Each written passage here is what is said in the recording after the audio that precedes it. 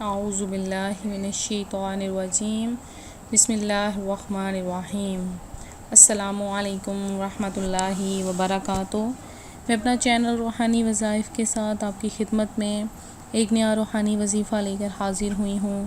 Viewers, میں امید کرتی ہوں آپ کو میرا چینل پسند آتا ہوگا اور آپ میرے ڈیلی کے روحانی وظائف سے مستفید ہو رہے ہوں گے۔ اگر آپ نے میرا چینل سبسکرائب نہیں کیا تو سبسکرائب کر لیں اور بیل آئیکن کو بھی دبا لیں تاکہ ہماری ہر آنے والی ویڈیوز کی اپڈیٹس آپ کو مل سکیں۔ تو آتے ہیں اپنے وظیفے کی طرف۔ آج کا میرا وظیفہ ان لوگوں کے لیے ہے جو بے روزگار سے پریشان ہیں یا جن کے پاس جو ہے وہ رشتوں کی بندش ہے، مالی مشکلات آ رہی ہیں، گھریلو ناچاکیاں ختم نہیں ہو رہیں اور اولاد کی نافرمانیاں پہاڑ جیسا قرض ہے کہ جو اترنے کا نام نہیں لے رہا اور بڑھتا ہی جا رہا ہے، اور لا علاج بیماریوں میں مبتلا ہو گئے ہیں اور بیرون ملک جانے کی خواہش ہے، حج کی تڑپ ہے، لیکن کوئی وسیلہ نہیں بن رہا۔ اپنا گھر چاہیے، اپنی سواری چاہیے، گھریلو الجھنوں کا خاتمہ نہیں ہو پا رہا، ناممکن مشکلات کا خاتمہ، الغرض کوئی بھی حل نہ ہونے والا مسئلہ ہے۔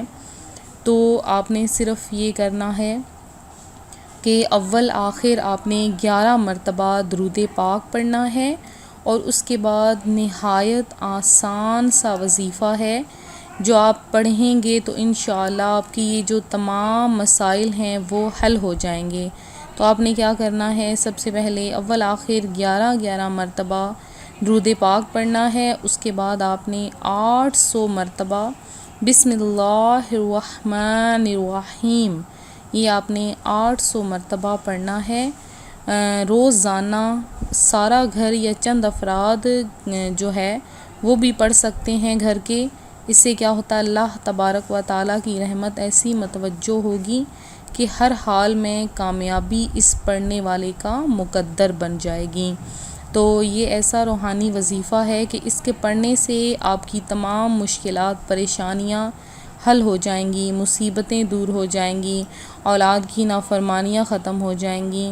تو بسم اللہ کے ایک ایک لفظ میں برکت ہے، الرحمن کے لفظ میں برکت ہے، الرحیم کے لفظ میں۔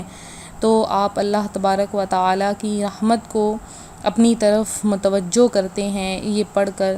تو آپ یہ اگر پڑھیں گے اچھی نیت کے ساتھ تو انشاءاللہ کامیابی آپ کا مقدر بن جائے گی۔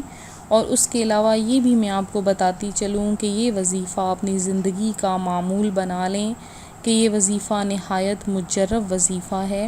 اس وظیفے کے کرنے سے انشاءاللہ آپ کی مشکلات، پریشانیاں حل ہو جائیں گی۔